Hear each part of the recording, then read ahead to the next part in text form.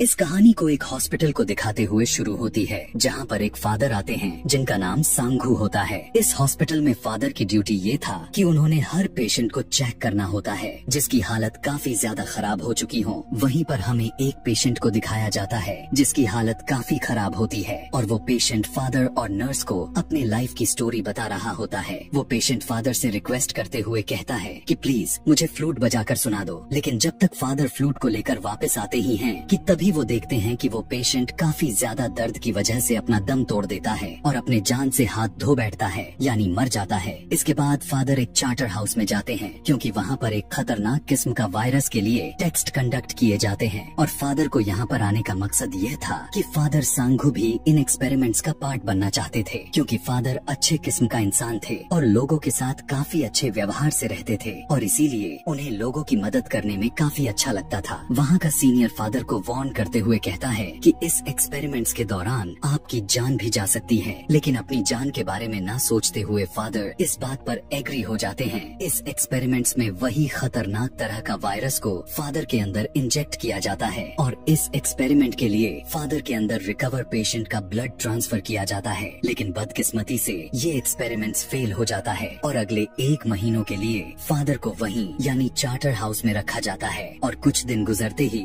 Father के body पर उस वायरस की सिम्टम्स यानी ब्लिस्टर्स दिखने लग जाते हैं और जिस फ्लूट को हमेशा बजाया करते थे वो आज भी बजाने लगते हैं, लेकिन तभी अचानक उनके मुंह से खून आने लगता है जिसकी वजह से फ्लूट टूट जाता है। इसके बाद सभी डॉक्टर मिलकर फादर के अंदर ब्लड ट्रांसफर करते हैं। ब्लड ट्रांसफर होने के बाद इनके पास ऐसे रिकवरी ब्लड होती है जिससे फादर पहले की तरह नॉर्मल यानी पूरी तरह से ठीक हो जाते हैं। लेकिन अजीब बात तो यह था कि वो 100 लोगों में से सिर्फ एक ही ऐसे व्यक्ति थे जो ठीक हुए थे। इस इंसिडेंट के बाद सभी लोग उसे जीनियस और लकी समझने लगे थे और उनकी रिस्पेक्ट पहले से कई ज्यादा बढ़ चुकी थी। फादर सांघू अपने सीनियर फादर से मिलते हैं जो कि वो ब्लाइंड थे। फिर फादर एक बच्ची के बर्थडे पार्टी में जाते हैं और वह सेलिब्रेशन करके बच्ची को खुश करते हैं क्योंकि उस बच्ची को ब्रेन कैंसर था। तभी अचानक से वहाँ पर एक लेडी आती है जो कि काफी घबराई हुई थी। वो कहने लगती है कि फादर मेरा बेटा बहुत बीमार है, प्लीज मेरी मदद कीजिए। उस पेशेंट के घर पर जाने के बाद फादर को पता चलता है कि वो पेशेंट कोई और नहीं बल्कि उनकी बचपन का फ्रेंड था। फादर के फ्रेंड का नाम कांघू होता है और वहीं पर कांघू की वाइफ थी जिसका नाम ताइजू होता है। कांघू की मदर फादर को डिनर पर इनवाइट करती है। वहाँ पे हम नोटिस करते हैं कि फादर कांघू के वाइफ ताइजू में इंटरेस्टेड होते ही जा रहे हैं। कांघू अब जबकि काफी हद तक सही हो चुका था, ये अब वो अपने घर भी आ गया था और उसके घर पर उससे मिलने के लिए 3 लोग आते हैं जिनमें एक कपल था और दूसरा एक पुलिस ऑफिसर। वो फादर से भी मिलते हैं। कुछ देर के बाद वे सभी डाइस खेल रहे होते हैं कि तभी हम देखते हैं कि कांघू अपने ही वाइफ के साथ सबके सामने मिसबिहेव करता है जिससे ताइजू काफी हर्ट होती है। कुछ देर के बाद फादर घर पर आ चुके थे, लेकिन अब उन्हें अजीब तरह की फीलिंग्स आने शुरू हो चुके थे और यहाँ पर हमें यह देखने को मिलता है कि फादर के ब्लड सेल्स कन्वर्ट हो रहे हैं। अचानक से फादर बेहोश हो जाते हैं और अगली सुबह वो एक वैम्पायर बनकर जागते हैं। अब यहाँ पर सवाल तो यह उठता है कि फादर वैम्पायर कैसे बन गए। दरअसल उस फेल एक्सपेरिमेंट्स ने फादर पर काफी बुरा असर डाला था और जो उस वायरस को निकालने के लिए जिस ब्लड को उनके अंदर ट्रांसफर किया गया था उसने फादर के ऊपर बहुत ही बुरा असर डाला था और उसका बैड रिजल्ट यह निकला कि फादर वैम्पायर बन गए। फिर फादर एक पेशेंट को चेक करने के लिए जाते हैं और उस लड़की का बहता हुआ खून देखकर फादर के अंदर का वैम्पायर एक्टिव हो जाता है। पहले तो वो खुद को काफी ज्यादा कंट्रोल कर रहे थे, लेकिन खून के पास ज्यादा देर तक रुकने पर नहीं कर पा रहे थे और वो अपनी नीड को पूरा करने के लिए वो काफी बेचैन हो गए थे। और यहाँ पर एक बात रिवील होती है कि जो फादर के अंदर के सिम्टम्स थे वो उनके फेस पर से तभी जाएंगे जब वो खून पिएंगे, यानी अगर फादर को खून नहीं मिला तो वो ब्लिस्टर्स उनके चेहरे से नहीं जाएंगे। अब क्योंकि फादर वैम्पायर थे तो उनके पास पहले बहुत ही ज्यादा पावर्स थी। वो सीधा बड़े बड़े से बिल्डिंग से जंप भी कर लेते थे, लेकिन फिर भी उन्हें कुछ भी नहीं होता था। ताइजू को नींद में चलने की आदत होती है और चलते चलते वो उस जगह पर आ जाती है जहाँ पर फादर थे। फिर हम देखते हैं कि फादर अपने खून की प्यास बुझाने के लिए खून को स्टोर करने लगते हैं ताकि उनके ऊपर मर्डर का इल्जाम न लग पाए। फादर ताइजू के घर पर जाते हैं और वहाँ पर फादर को और ताइजू में एक दूसरे से प्यार हो जाता है। ताइजू अपने मदर इन लॉ से एक रात हॉस्पिटल में स्टे करने के लिए परमिशन लेती है और वहाँ पर फादर और ताइजू मिलते हैं। अब वो दोनों एक दूसरे को काफी प्यार करते थे तो इसीलिए वो अपने इमोशन पर कंट्रोल नहीं कर पा रहे थे। फादर ताइजू से कहते हैं कि मैं तुमसे प्यार करता हूँ तो मैं तुमसे कुछ भी नहीं छिपाऊंगा और वो अपने वैम्पायर होने का सीक्रेट ताइजू को बता देते हैं, जिससे ताइजू काफी डर जाती है और वहाँ से भागने लगती है। फादर ताइजू को किसी तरह रिलैक्स करते हुए कहते हैं कि हम दोनों यहाँ से कहीं दूर चले जाएंगे और वहाँ जाकर हम अपनी लाइफ स्पेंड करेंगे, वो भी खुशी खुशी, और वहाँ जाकर हम अपनी हैप्पी लाइफ गुजारेंगे। ताइजू कहती है कि मैं इससे भी अच्छा आइडिया दे सकती हूँ, और वो यह कि तुम मेरे हस्बैंड को मार डालो, यानी कांगू को, और फिर वो दोनों आजादी से सरवाइव करेंगे। लेकिन फादर उसकी इस बात पर बिल्कुल चुप रहते हैं और फादर ताइजू को लेकर एक बिल्डिंग से दूसरे बिल्डिंग पर जंप करने लगता है, जिसे ताइजू काफी एंजॉय करती है। फादर फिर से अपने सीनियर फादर के पास जाते हैं। वो सीनियर फादर से कहते हैं कि मैं ब्लाइंड हूँ, इसीलिए प्लीज तुम अपना वैम्पायर ब्लड दे दो ताकि मैं अपने आँखों से आखिरी बार इस दुनिया को देख सकूं। तब फादर सांघू सीनियर फादर को इनकार करते हुए कहते हैं कि अब मैं फादर नहीं हूँ तो मैं तुम्हें अपना ब्लड नहीं दे सकता, और वो सीनियर फादर को ब्लड नहीं देते।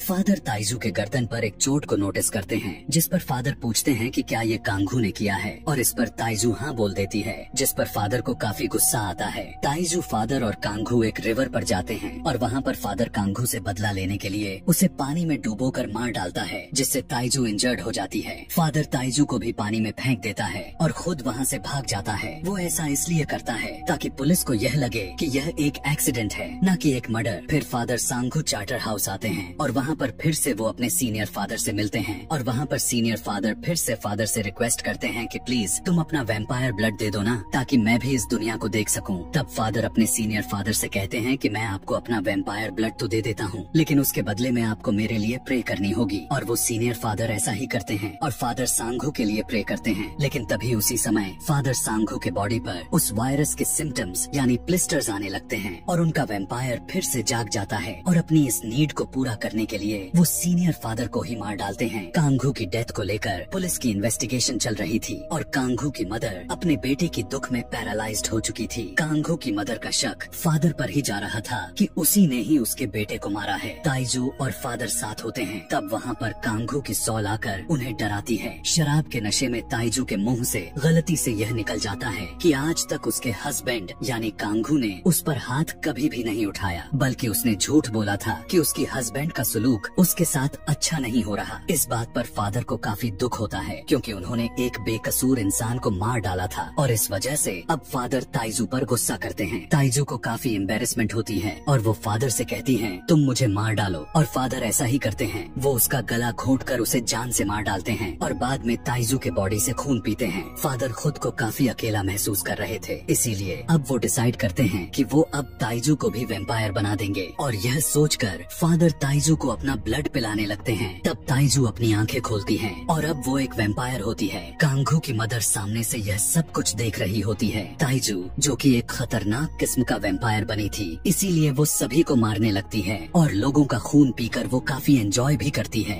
यह बात फादर को पसंद नहीं आती कि ताइजू सभी को मार रही है, क्योंकि फादर लोगों को तभी मारते थे जबकि उनकी नीड पूरी नहीं हो पाती थी और वो बर्दाश्त से बाहर हो जाते थे। फादर और ताइजू बिल्डिंग टू बिल्डिंग जंप करते हैं और एक दूसरे से लड़ते हैं। फिर कांगू के घर उसके वही तीनों फ्रेंड्स आते हैं और वहाँ पर डाइस की हेल्प लेकर कांगू की मदर कुछ रिवील करने की कोशिश कर रही थी, और वो इशारों से उन लोगों को यह बता देती है कि उसके बेटे को फादर और ताइजू ने मिलकर मारा है। ताइजू कांगू के एक फ्रेंड को मार रही होती है, लेकिन फादर उसे बचाने की कोशिश करते हैं, मगर इसका कोई भी फायदा नहीं होता और फादर उस लेडी को खुद मार देते हैं। फिर वो लोग वहाँ से भागने का प्लान बनाते हैं। ताइजू, फादर और कांगू के मदर तीनों एक गाड़ी में बैठकर वहाँ से भाग जाते हैं। फिर वो लोग एक ऐसी जगह पर पहुँचते हैं जो कि काफी सुनसान थी और वहाँ पर उनके अलावा और कोई भी नजर नहीं आ रहा था। वो सारे जगह ओपन थी कि अगर वहाँ पर सनलाइट आएगी भी तो वो नहीं बच पाएंगे। ताइजू समझ गई थी कि वैम्पायर सूरज के लाइट में मर जाते हैं और इसी वजह से फादर जानबूझकर उन्हें वहाँ पर लेकर आए हैं, और ताइजू खुद को